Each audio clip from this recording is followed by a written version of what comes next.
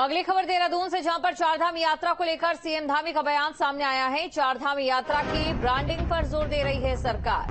चारधाम यात्रियों के साथ अच्छी ब्रांडिंग हो, कोटद्वार से भी यात्रा शुरू करने पर विचार। यमुनोत्री धाम में कैपेसिटी बढ़ने पर काम किया जा रहा है, क्योंकि वहां पर कैपेसिटी लगातार बढ़ती जा रही है। पौड़ी को चारधाम यात्रा का पड़ाव बनाने का प्लान है यहां पर सरकार का। ये तमाम बातें उनकी ओर से कही गई।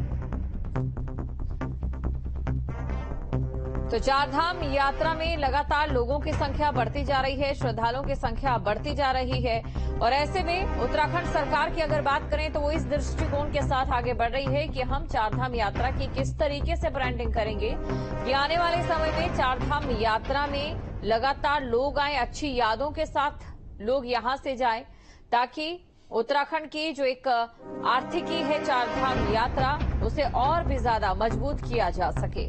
तो चारधाम यात्रा की ब्रांडिंग पर इसलिए सरकार जोर दे रही है।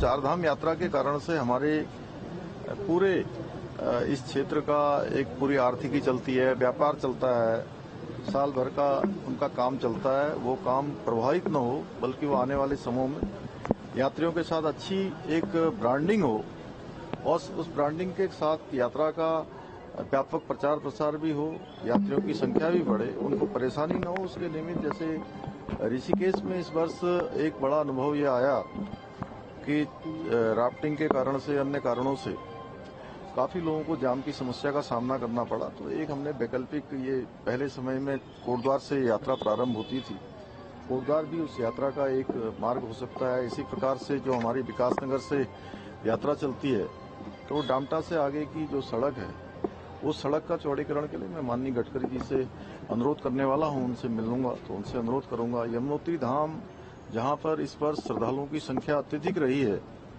और हर समय ये हम लोगों के सामने एक आशंका थी कि किसी प्रकार की कोई घटना न हो, सभी यात्रियों की यात्रा वहां सकुशल हो।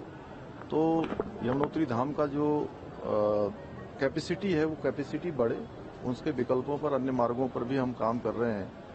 और जो चारधाम यात्रा यहाँ से चलती है, ऋषिकेश से आगे को जाती है, तो वो श्रीनगर से सीधे रुद्रप्रयाग निकल जाती है। आने वाले समय